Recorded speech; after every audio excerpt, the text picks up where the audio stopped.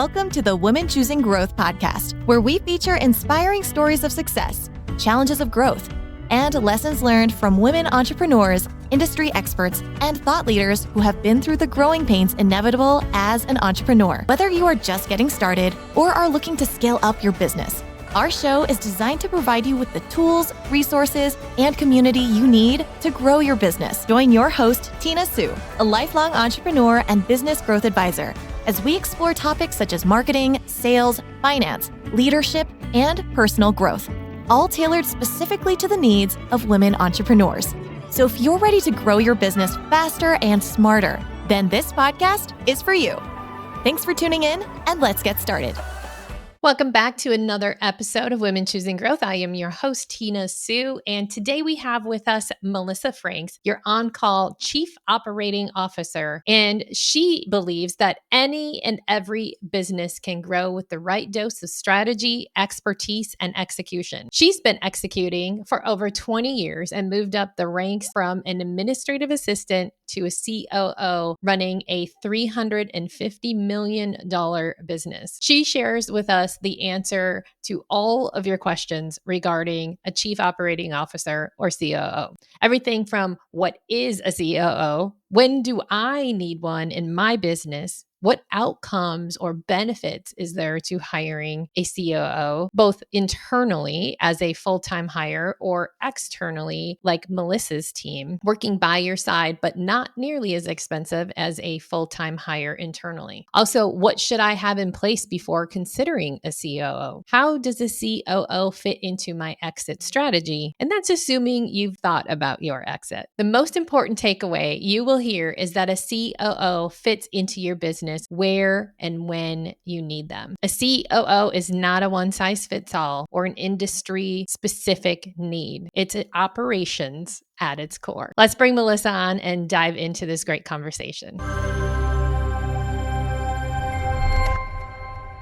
Welcome back. We are so excited to have Melissa Franks with us. She is your go-to fractional COO, Chief Operations Officer, who helps you scale your business few million to nine figures and beyond. Welcome to the show. Thank you for having me. I have been waiting for this conversation for months since we officially met, because I think this is such a great topic for our listeners and something that is often overlooked. But before we dive into like what is a COO and how you help folks, tell me about how you became an expert in this field. Completely by accident, really. I was and am a very high performer. And so I blew through college really fast and took the first job that was offered to me, which meant that I started my corporate career long before I was out of school. And I built my portfolio of skills by saying yes to any opportunity that came my way.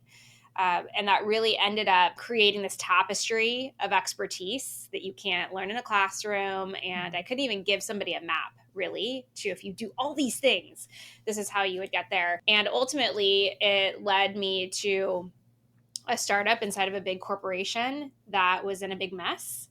And I was a COO for that business for 3 years before I left and dabbled in startups, and then decided to really take what I'm gifted and best at and help female entrepreneurs solve real problems in their business to unlock growth. I love that. All right. Before we dive back in, I want to take a moment to talk about something that can take what you're learning today in this episode, as well as our previous episodes, and turn it into something that is real strategic growth for your business. For example, if you're feeling inspired by what you're hearing today, maybe you want to improve your leadership. Maybe you want to refine your systems. Maybe you want to build a more scalable business. Maybe you just want to get out of your own way and break free from those limiting beliefs that may be holding you back.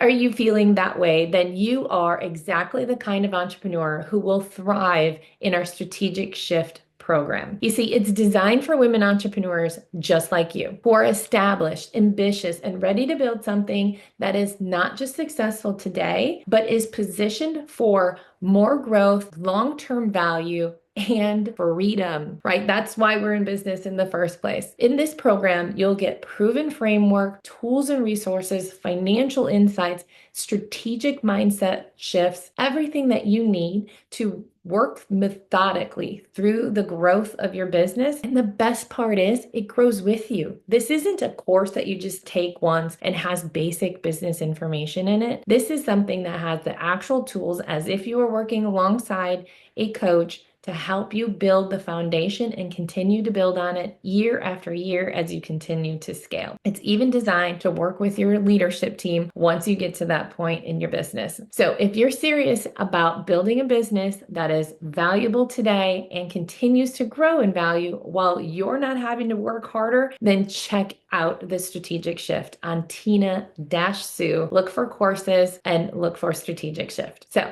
let's get back to our show. So let's dive in. First off, what or who, let me start out with who.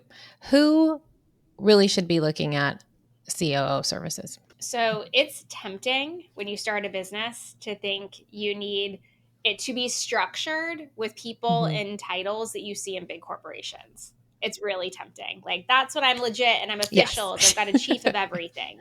And that just very candidly, that's a bad idea. It's a waste of money. And the reason for that is because when you're early on in your business, you're experimenting.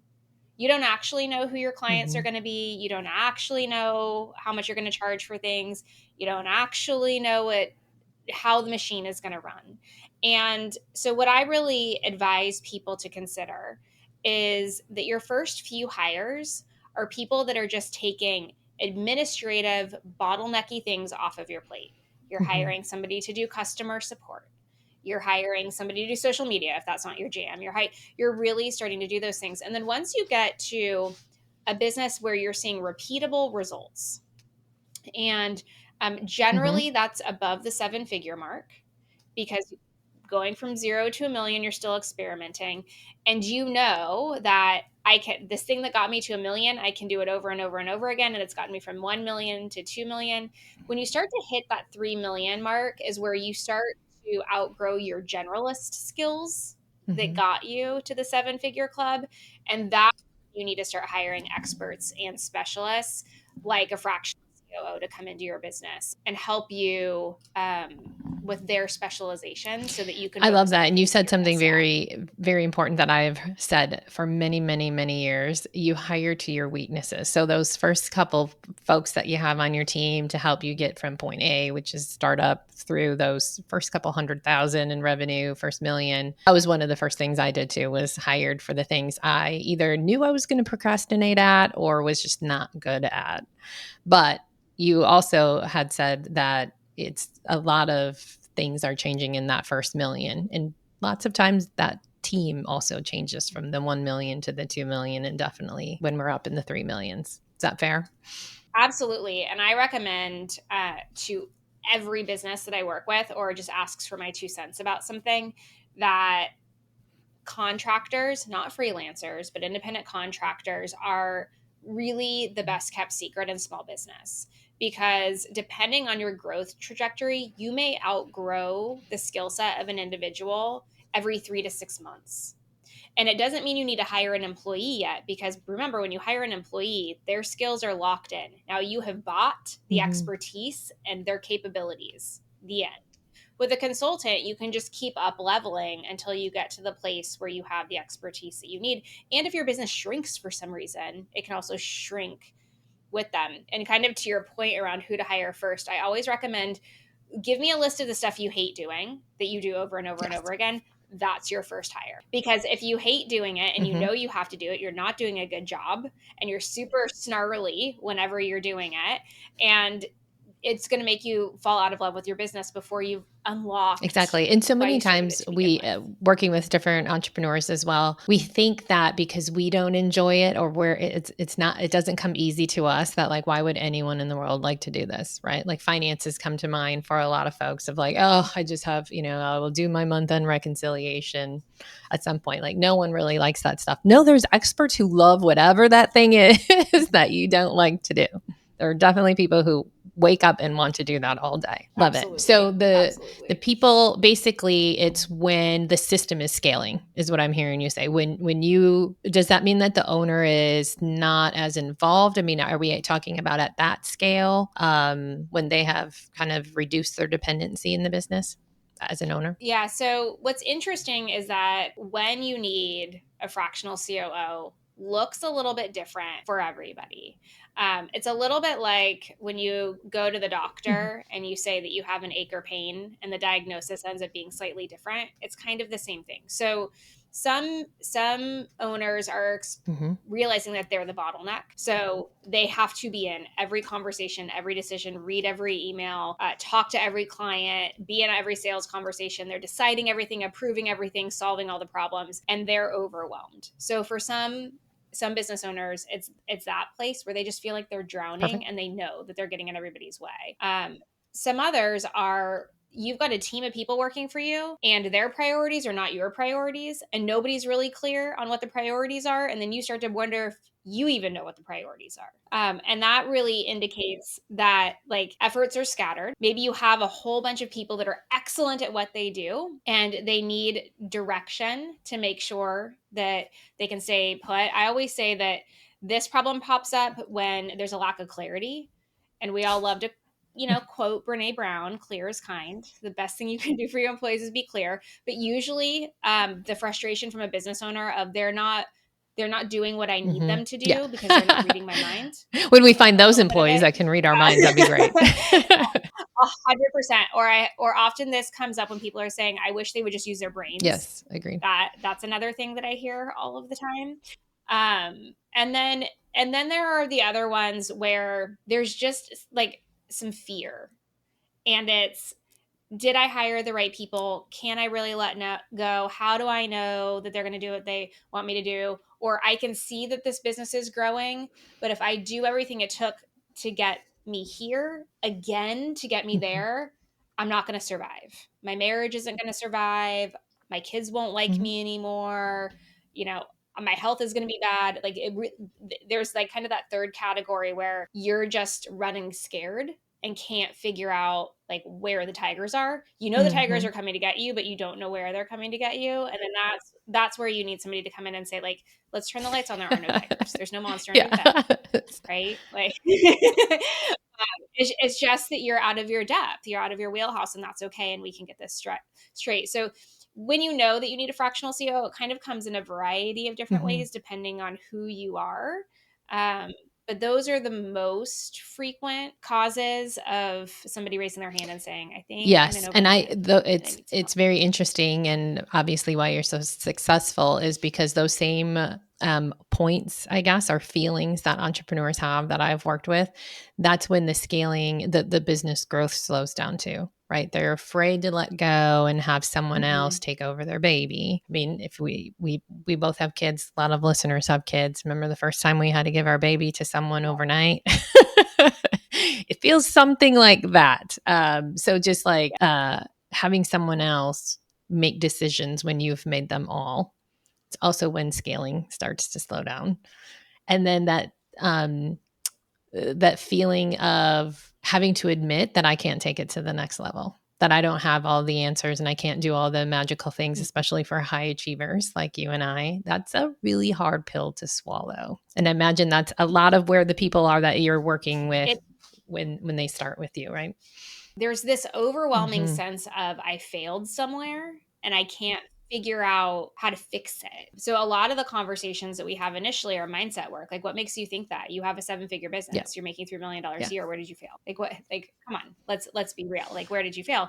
I will say though that even in my own business, when I needed to start hiring people earlier this year, I had that immediate like clench in my stomach. Like, can I trust them? Can I trust these strangers to do what I need? And of course, it's been wonderful and fantastic, and the business has grown and all the things. But even for somebody that knows, the taking the leap to believe and to trust somebody that they're going to guide you is a bit of a scary leap. The analogy with the having somebody, take care of your child, wherever that is, for the very first time, you're trusting that they're going to be as intact as you left them. And that's a little bit of what happens with your business. It's very frightening, but get in your own way. So the question starts to become a little bit of, can I continue to live my life this way where I'm burning the candle at both ends? So do I want to do that? Am I okay with the business never getting any bigger than it is? Are we good treading water here? And spoiler alert, I will tell you that you won't get to tread water there. You actually start to shrink over time. If you're not growing, you're dying. If you're not growing, you're dying. Absolutely. And there's tons of stats from that are hundreds of years old that will show you that that's exactly what happens with businesses. If you're not innovating, your business will shrink. And then you really have to decide what you want to be doing with your time. And then you go hire somebody to do the rest of it. And that's really the secret sauce in all of it. Okay. I love that. So I think we're pretty clear on what point in the business people would want to explore having this COO role. And that kind of is like the when mentally and in the business structurally. So what is it that really a COO can do for an entrepreneur when they are fitting that, like, hey, that's me, and they're raising their hand listening right now?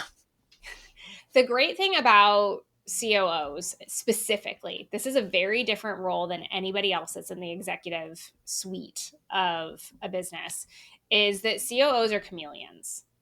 And that there's some good things and some bad things with that. So on the positive, it means that wherever you're strong, they are strong in other areas. So they really come in with strengths for where you're weak. The flip side of that is every COO has a different toolbox. So every COO has had different actual lived experience in the functions of operations, and not all are created equal. If you hire a CFO, you know what you're getting. They're a licensed finance professional. If you're hiring a general counsel, you know what you're getting. They're a licensed legal professional. You know exactly what areas of law they worked in. You know exactly what industries of finance they have worked in. Like, it's very black and white. You can verify licenses and credentials. COOs, there's a lot of nuance. And so I always say that the best thing for you to do is a little bit of speed dating when you're looking to bring in a COO, because what you want to find is the skills that you need that complement you. And it may not be the first person that you talk to. So I specifically, because I built a jungle gym of a career, I have a pretty big toolkit. One of the areas where I don't have the depth of expertise that somebody else might is in fundraising and raising funds, finding investors. However, there's a COO on our team that has exactly that skill set. So it might be that I say, hey, I'm not the best fit for you, but she, oh my gosh, she can do, like, she's been doing this all day long, you know? And so what you need to do is really kind of talk to people and verify their credentials. You need to understand really what they're skilled at, and then decide if that's what you need. There are some COOs that are very good at just running things. You tell me how you want stuff done, it will be done that way. And then there are other COOs that are like, what's your goal? What do you want to do? What's your vision? Oh, your vision is 100 million. Let's get it. And then they really get the business under operational stability and help it grow and adjust as it goes through. So you just really have to understand what your objectives are with the role, and then ensure that their skills are augmenting you in a complementary way. So it kind of goes back to what we said originally of your first hire when you were first getting started is really about your weaknesses. And even now we're in 7 figures, we're still hiring for those skills that we don't have as the owner. And or don't want to do. There's some cases where, for example, one of the businesses that we support, they just don't want to run this part of their business anymore. They want it to grow and they want it to run smoothly, and they just don't want to touch it every day. So you can hire a COO that really kind of is the stand-in for you, and you get to spend most of your time in the board of directors role and jump in and down. So part of it is where do they come in and are strong where you are weak? And also the other piece of it is, what do you want to be doing in relationship to the business? And what's your expectation of them to take over? Do you want them managing your staff? A lot of entrepreneurs do not like to do people management. A lot. It's a high propensity. And so people are hard. people, they are hard. And so if you want to exit out of that staff management piece of it, and you really want to spend more time in the innovation or sales or, customer facing part of your business, then make sure that the COO that you hire is somebody really skilled with managing teams. It doesn't mean they need to know what every single person does and have done it before in their life, but they have an excellent skill set around people management, performance management.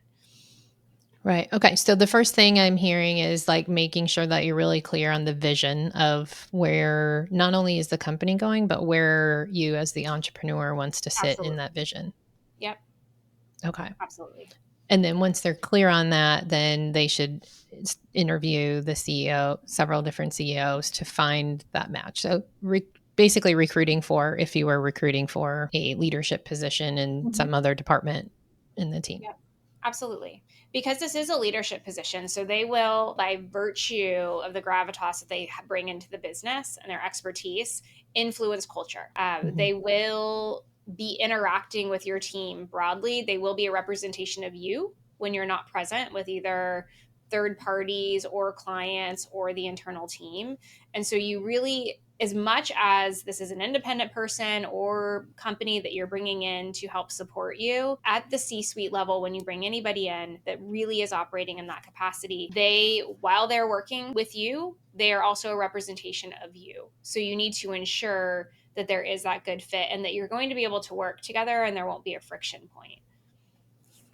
At one point, does this, one of the things that Women Choosing Growth is all about is always thinking about the exit. The exit isn't always planned.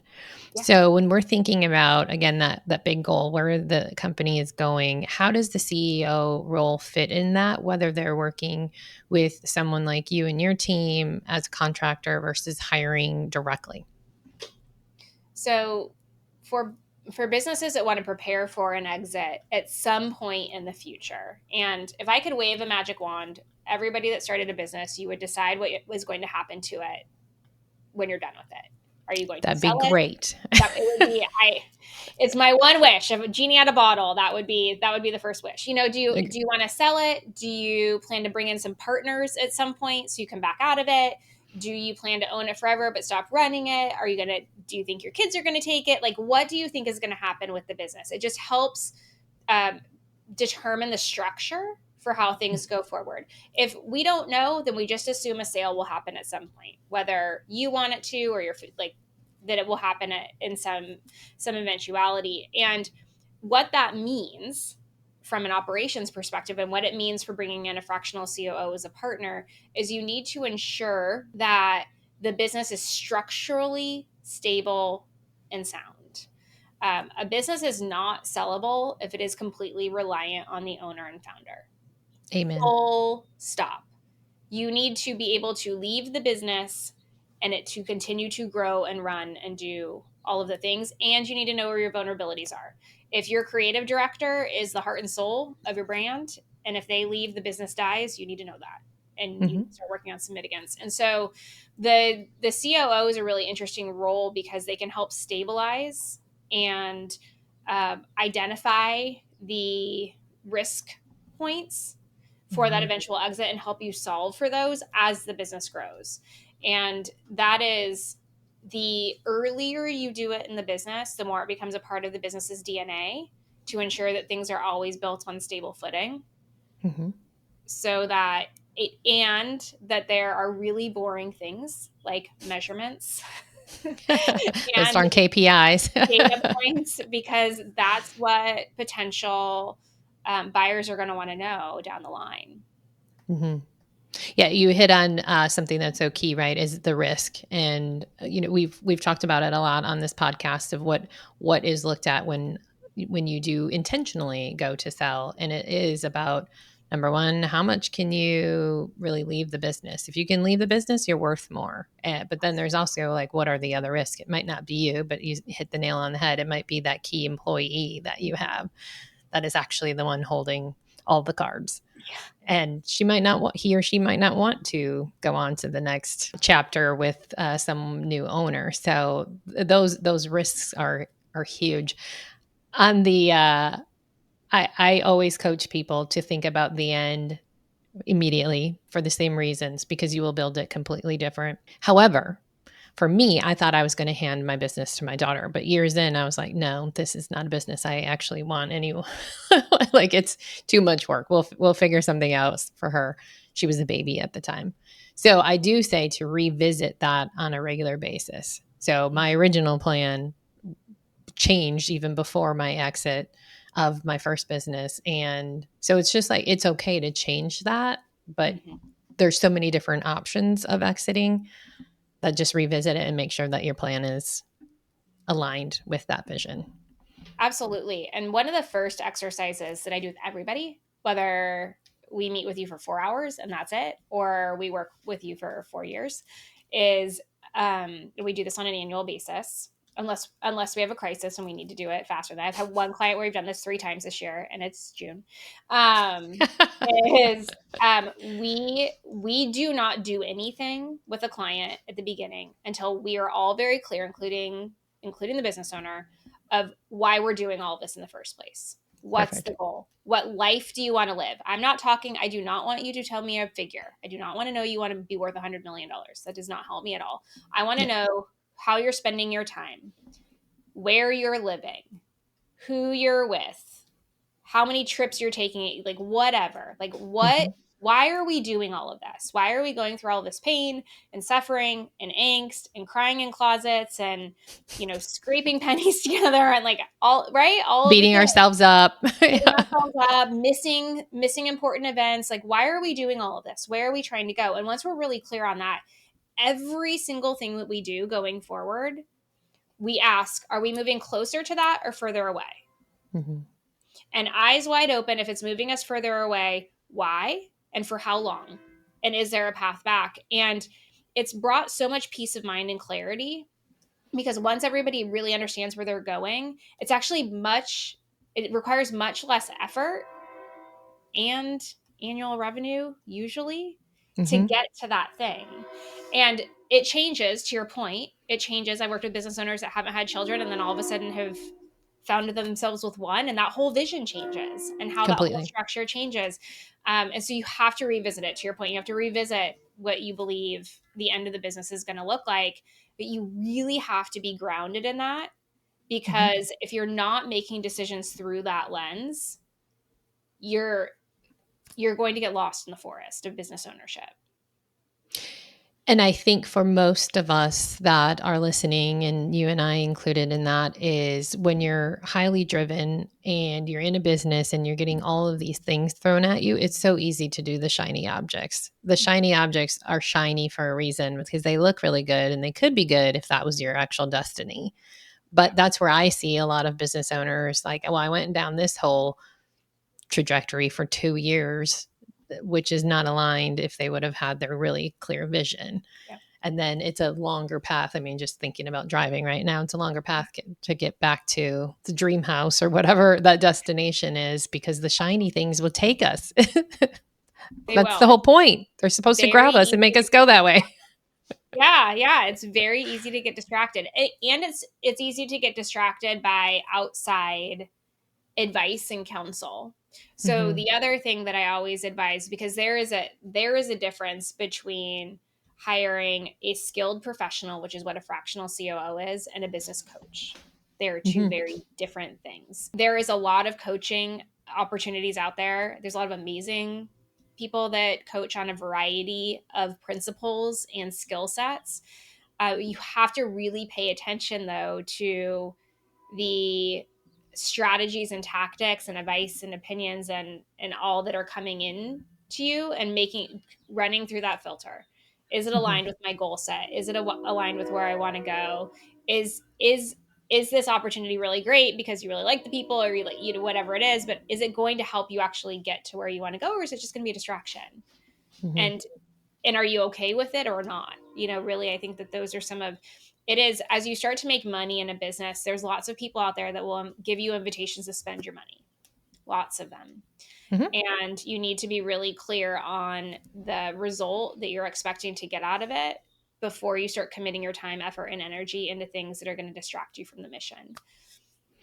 I would like to double down on what you said there too. I've also seen, and it's a curse when you're making more money, because I've seen and been guilty of it myself, where what used to be either expensive or would make me really do the research in the beginning of my years of, should I spend this, because I didn't have as much to spend. But then as you have, the same thing with a pair of shoes. So I've seen business owners make decisions quicker because the bank account is fatter than having the same mentality as when they started out of, do I really need this? Is this going to help me grow? What is the return on this particular investment? It's so easy to spend it when it's there without having that plan and those guardrails. Absolutely. Yeah.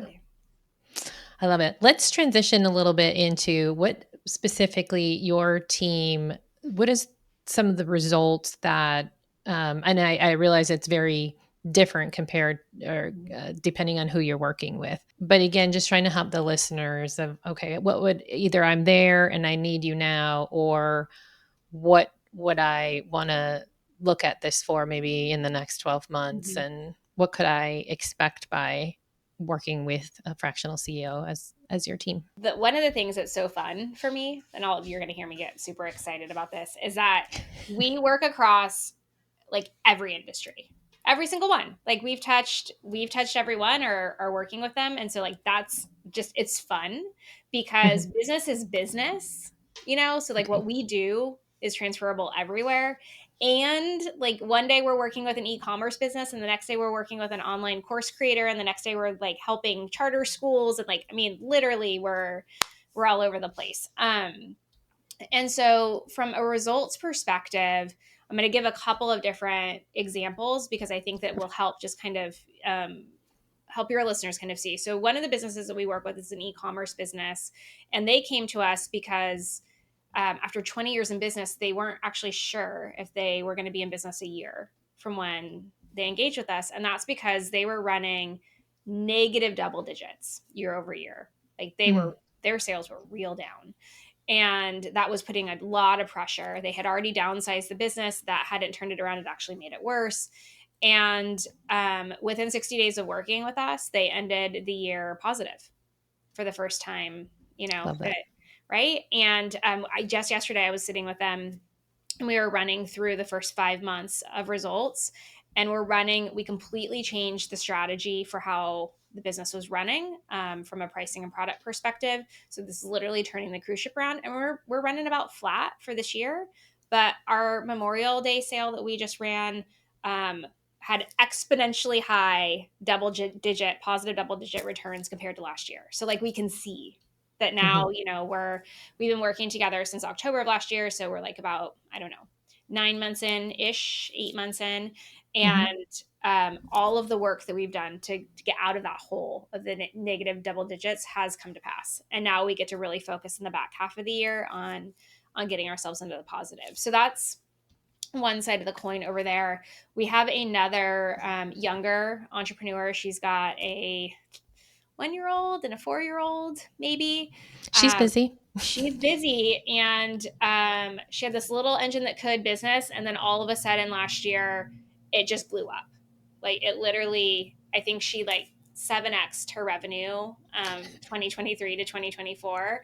And then she had doubled her 2024 revenue by the end of January this year. So in 1 month, in one calendar month. What industry is this? She has an online course. So she does most of her selling on, social platforms. Sure. And when I started working with her, the priority was 3:00 with her babies, no more work, Fridays off, weekends were hers. And this was the one where we vision casted a whole bunch of times, right? Gotcha. Because she has now the babies too. 100%. So she's now that exponential growth didn't stop. In fact, it's just like a runaway train at this point. And what's been fantastic about it is even though we're having to make these like very fast decisions and pivot and adjust and expand her team and do all these things, she's still not working after 3:00.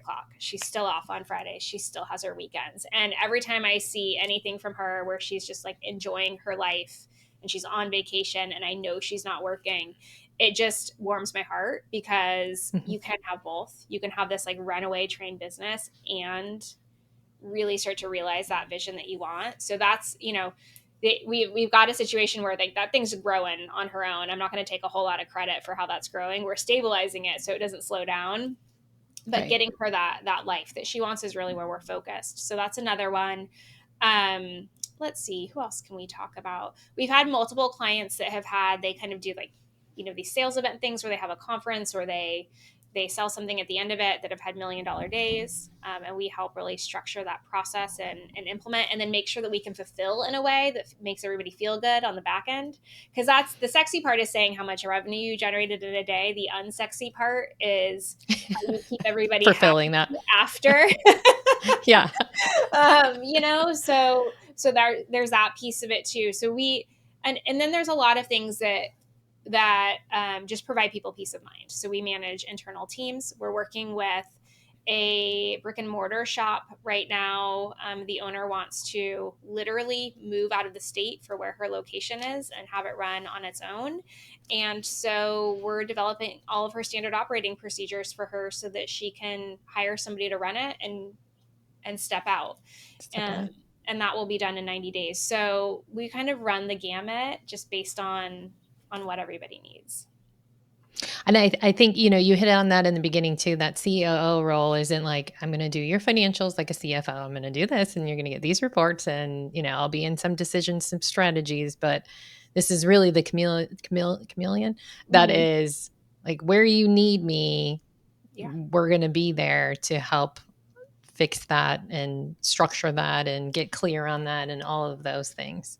Yeah, absolutely. And my business is a little bit unique in that we strategize. So I always say we can be the talking head. We can tell you what to do. We can do the assessment, give you the plan, and we can leave.